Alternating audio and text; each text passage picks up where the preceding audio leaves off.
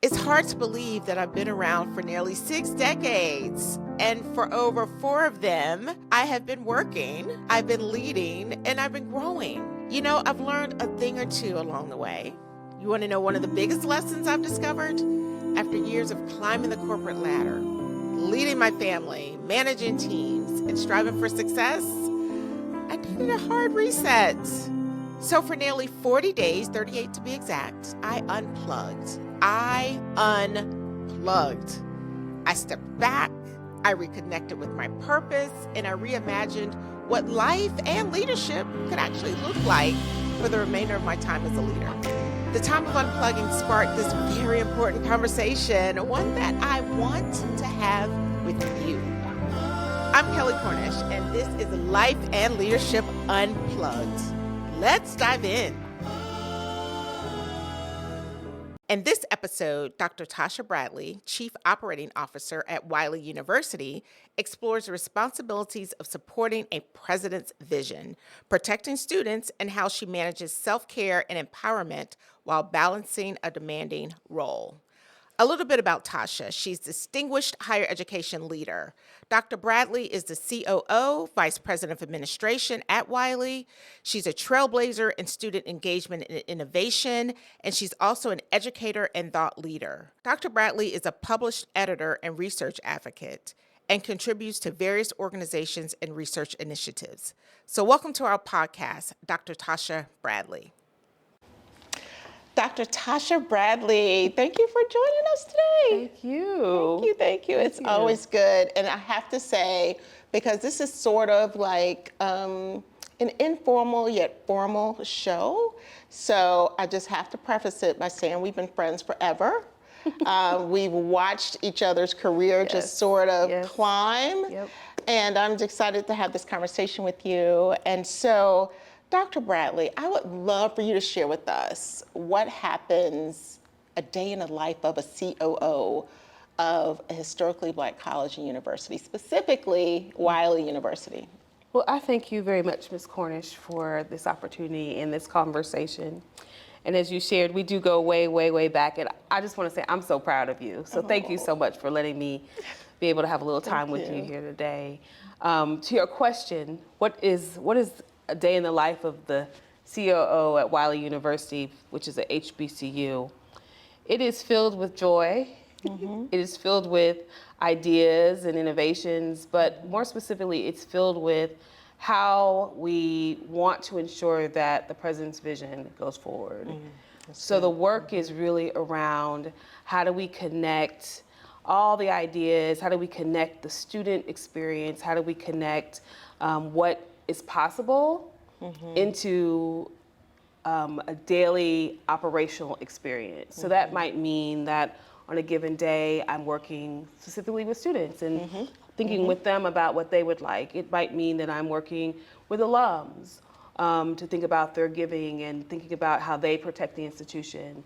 It might mean that I am working with faculty or staff to work through any disputes they might have or experiences that they might have. But all in all, it's really about executing the president's vision and then also being a thought leader with the president and other team members on campus, and then quality control. So I spend a lot of time walking around, supporting other people's ideas and other people's visions in the campus and making sure that it aligns with the bold and audacious vision. So it's a lot of fun. It's a lot of fun. It's a lot of work. And you make it sound so easy. And I watch you, and she makes it look easy. But I'm sure there are challenges with just trying to balance the day-to-day, the vision of the president, the various stakeholders, from board of trustees to the students themselves. So how do you juggle? How does the juggle happen for you? Juggle. I guess maybe I would, if I could, shift the language a little bit around that. So I don't know if I juggle, but I think I kind of go straight through it, right? And so on any given day, I could deal with a major incident. I could deal with a donor. I can deal with lots of things that might be unexpected. So when I wake up in the morning, I think my schedule is going to look a particular way. And so I think, oh, this is going to be a light day. And it can be filled with lots of surprises. And so, because I believe that what I'm doing is not work, if you will, I happen to get a check for it, but it's something that I really enjoy doing. And so it just allows me to think about, okay, what would is there something I would prefer to be doing? And since I would not, I think about the balance as just go straight through it. You know that the job will have lots of different things that come up and lots of different ways that the experience is going to be complicated but also exciting. So I'm just gonna go straight through it. And that's how I wake up in the morning. Today's a new day. You're gonna have new experiences and new things that you're gonna get to be a part of. And so just walk through it. That is, you know, I listen to you, and because I have the privilege of knowing your career trajectory, did you see yourself doing this? And as you think about answering that question, you said something earlier about you love what you do. And it's a theme when we're thinking about how to reset and how to balance our lives. A big culprit of that is passion. So we're so passionate about what we do to a default, right? And so the first part of that is, did you see yourself 25 years ago doing this? And if yes, that's great. If not, what sort of pushed you into this direction? Yes. So thank you for that question. So the first part of it is, no, I did not see myself doing this. I actually did not know anything about COO, those kinds of concepts. So I'm going to come back to that for a second. But when I was growing up, I always wanted to be a teacher. Wow. So I was the kid that lined up her stuffed animals and taught them. I tend to be a little bit bossy, and so as a kid, I was the person telling other people, here's what you have to read, and here's what you have to learn. So I was this natural teacher, if you will. And so I had always prepared to teach, and had some moments where I didn't make connections around, oh, you have to like go to college in order to get a degree. So the comedy story is that I thought I was going to work in a particular store for my entire life. And so I almost didn't go to college because I was having such a great time doing that. And but I went to school to become a teacher. So Florida A&M University, history education, and came out and said, okay, I'm going to teach. And I had a moment in my teaching experience where I was really good at it, if I could toot my own horn. I loved it. I loved the students. We had so much fun. I mean, I would, as a historian, I would dress up in the characters and I would try to teach, like, you know, here's what Christopher Columbus did and didn't do. You know, it was just such an exciting experience. But really struggled with the fact that there were so many young people in my class that were struggling with really basic things around reading and writing and grasping the English language and even having a sense of where they could go in the world. Wow. And that wasn't my experience. I was very blessed that to not be my experience, but to be faced with so many young people that really had not had a framing that helped them to see you can do anything. Absolutely.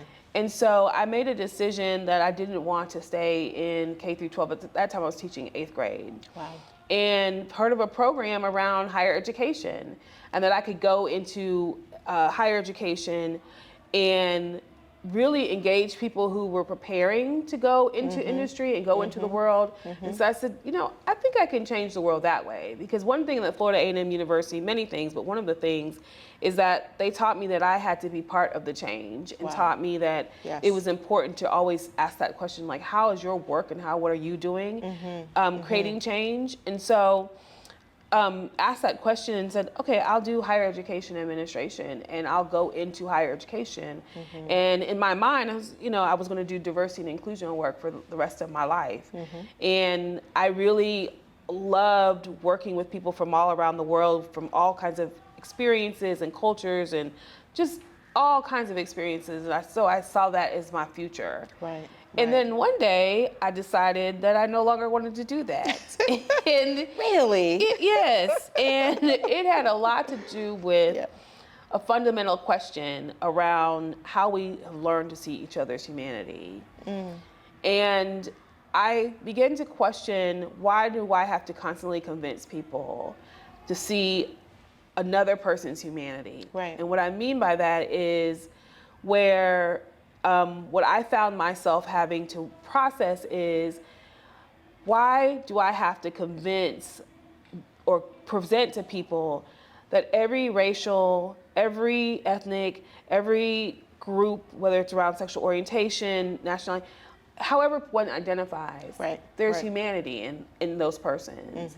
And so when people were second guessing them, that's how I took that, as that we now were participating in trying to prove humanity. And I no longer wanted to participate in that. So I made a decision What a shift. to come out of that. And although it was, I had a good time, but it just, there was this kind of moment.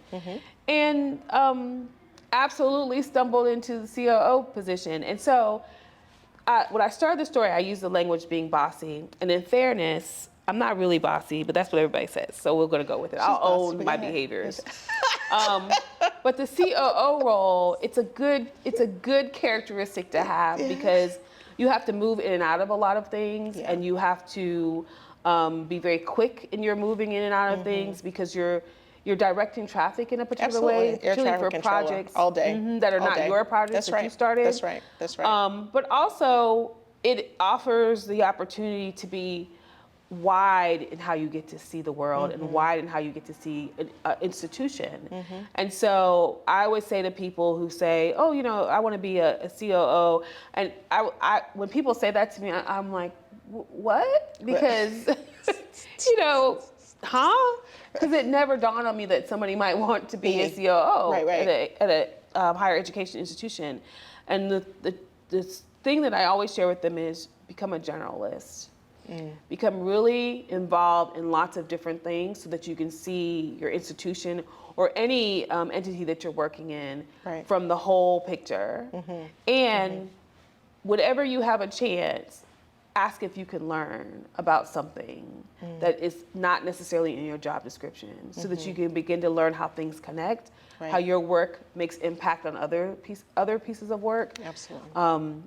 And it just makes you a well-rounded individual when you can do those kinds of things. So I think I answered the question. You did. And I love it because, again, as we think about this conversation around life and leadership, and then how to unplug it, you have to realize that's a huge plug. That's just like a huge plug. What you just described is a massive calling. It is a massive body of work.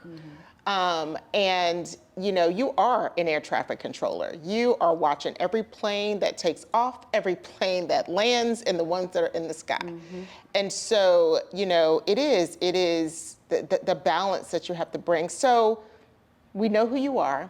We know what you do. How do you shut it down? Shut it down. I sing.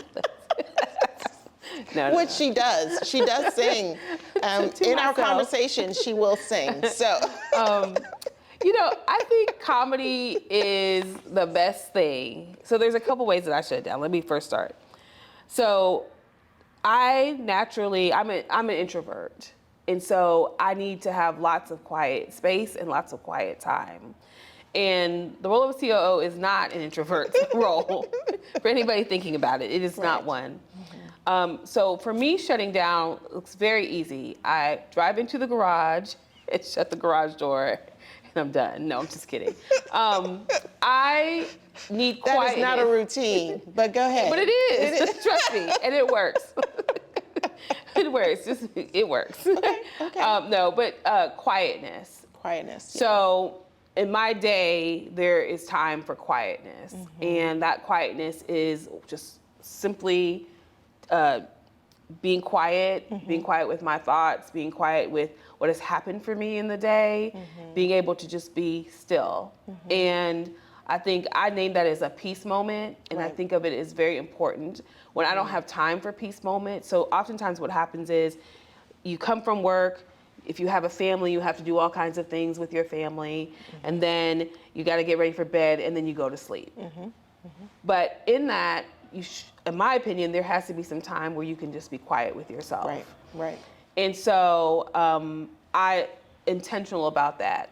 Before I'll go to bed, before I'll start a new project in my head, I'll just be quiet. And then the other part of the balance of that is knowing oneself and knowing others. So part of this work too is that I have to know other people, and I have to kind of really pay attention to what is their pressure points, because I have to realize also that part of my personality is we can absolutely do it. I believe, if you say, that's right. Oh yeah, we can. No limits. No, that's right. That's right. And sometimes for other people, no, there's no gas in the car. Where are we going? I'm like, just get a gas can. We could do this, So I think the balance is not just understanding myself and understanding like those tidbits about myself, but also understanding others that I'm working with, that this can be really uncomfortable for that person because that's not their orientation. And so to give grace in that way. Yeah. Well, that's the emotional intelligence piece that as a leader you have to have to do work at a high level. At the same time, I think we're trying to think about how to interact, bring our best and bring the best out of people, and at the same time, give yourself some grace, give them some grace. And what I love, you said earlier, you said you're an introvert, and it's funny, I'll say that about myself and people be like, no, you're not. And I'm like, I really am, because of us trying to create an atmosphere around emotional intelligence and stuff for others, we need a space then to step into to recharge. There's this whole conversation out there about, me taking 37 days to kind of reset, but it really is, that was episodic. That was a thing that I was forced because of life issues to have to deal with something. But in my day-to-day, I'm like you. I just need to be able to find a quiet space, especially after like a tough conversation with someone or tough meetings, a tough day, find a space to just be. Yeah. And it used to be for me, a reset was television. And I realized that it was just burning too many brain cells for me. So now I'm being challenged to find other things. I love to journal. I love to listen to music. I love to cook. I love to do those little things where I can think about something different besides what we have to think about. Yeah. So we talked about sort of your day-to-day couple of routines that you do. I guess my last question for you is a couple. I want to know, what was your best vacation and why? And during that time, did it involve reset? And I'm going somewhere with this, so I have to ask. Yes. So let me say a couple of things, and then we'll come to the vacation question. So I want to acknowledge something about your reset, because you brought it up, the 37-day reset. And I have another friend that also took a reset. And in my other two institutions before, I asked for a month sabbatical from where I was working as well. And I want to honor how brave that is. And let me share why. Because we're often taught that we have to just keep going. And going in a way that, especially as Black women, like there's a strong and there's this and you're all these things that are running around in your head. And sometimes we don't say to ourselves, I need to stop. Right? So the reset is about stopping. It is. And being able to go, I just need to stop because I want to be better. And sometimes people miss that part because they think, oh, you're just on the beach. And it's like, no, I have made a conscious decision that I want to be better. Absolutely. And it will take me to have a moment here in order for me to be better. And so I just encourage and just applaud your bravery. Thank you. In being able to do that and saying to yourself, I need to stop and do X, Y, and Z for myself. And then you asked me a question about vacationing. So I like to vacation. Oh, I love a good travel. And I used to argue that I could live anywhere for any period of time as long as the planes can run from those places, and then COVID hit, and then I realized, there's a possibility you might not be able to go everywhere you want to. So I learned in that moment how much I love to travel. I learned lots of things about myself during the pandemic, but how much I love to travel. So my favorite vacation, and I go every year, so it's not a true vacation in the sense of, I've been to Africa, parts of Africa. I've been, of course, to the Caribbean. I've been to Europe. So I've been to all kinds of, the places that people talk about. But there's this little island called Tatola in the British Virgin Islands. And my aunt has a home there. And it's the quietest but loudest place one can imagine. And she lives on the water. And so it is, just amazing because I get to do for the time that I'm there. And let me say this, when you are visiting your family or visiting people and they have a high work ethic, and my aunt is high work ethic, she's like up at 4:00, and the expectation is you are up with her at 4:00, and I'm like, I'm on vacation. But one of the things that happens in that space is that it's such a grounding space. And absolutely. I get to wake up every morning, because I get to be in this particular bedroom that we have now deemed my bedroom, even though I do not have any part in her home, but it's my bedroom. And it opens up to the ocean, and it opens up to the water hitting, and it opens up to just the beauty of the world, right? Because even the way that the water and the inlet opens up, it's like I can see the world through it. And so every year I make a trip to visit her and visit that space and get to stay there and be as quiet as I can be when visiting her. But that moment of getting to look at that space every morning, like I look forward to seeing that. Absolutely. Because it just also tells me what's possible. Right. It tells me that everything's gonna be okay. When I think about the people on that island, I think about like historically all the things that have happened to the people that are from that island.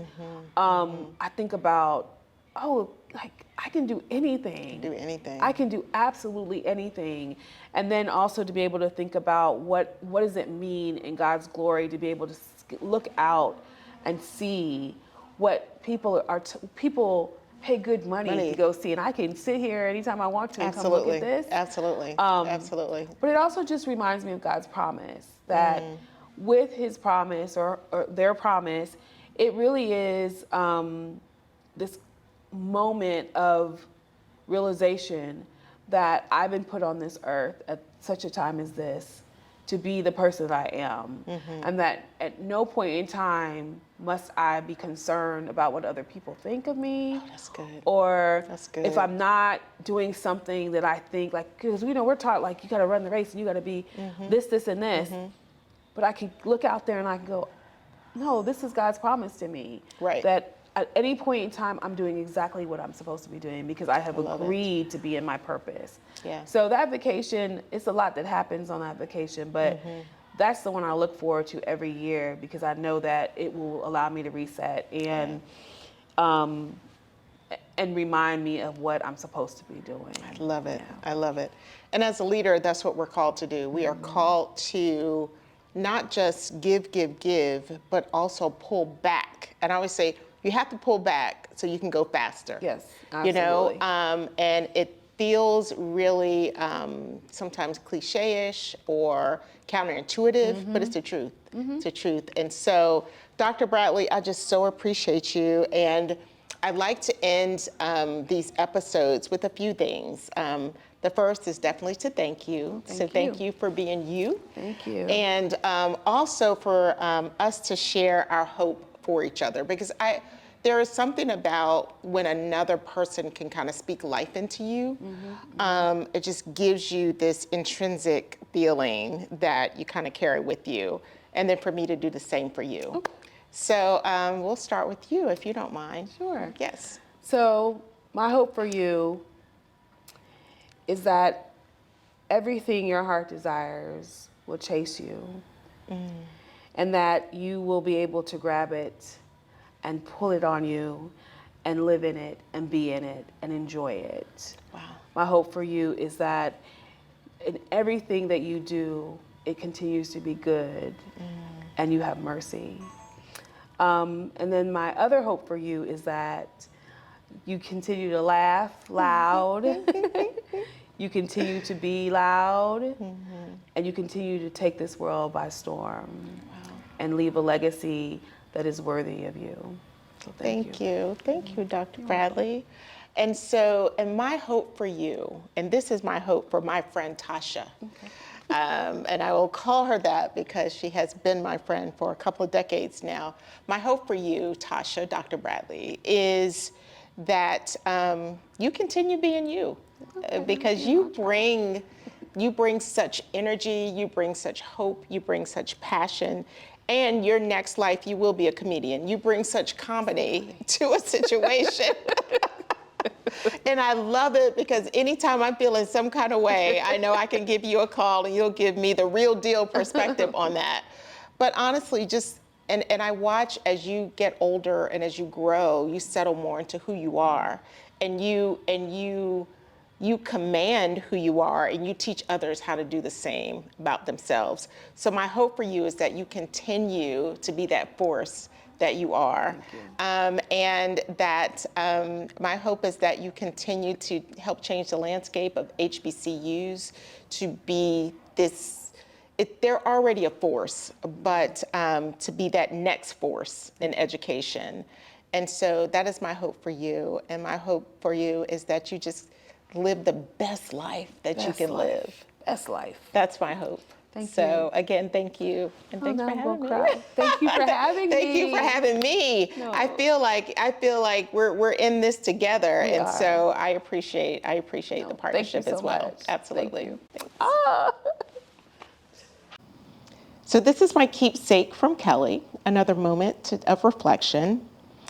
And as I think about Dr. Bradley, Dr. Tasha Bradley, Dr. Bradley exemplifies a leader who operates with strength and grace, balancing personal care with professional excellence, I guess, and also dipped with a bit of comedy, because she is such a comedian, and I love that about her, which creates an atmosphere that is just light. And so her journey shows us that leading a team means leading oneself with the same dedication and compassion that she has for all other things in her life. And so, Dr. Bradley, we thank you for being an inspiration, and we thank you for being a gem in today's workplace. Thank you for the reflection. You have just listened to an episode of Life in Leadership Unplugged with Kelley Cornish, the president and CEO of the T.D. Jakes Foundation, the organization that envisions a world where every community thrives.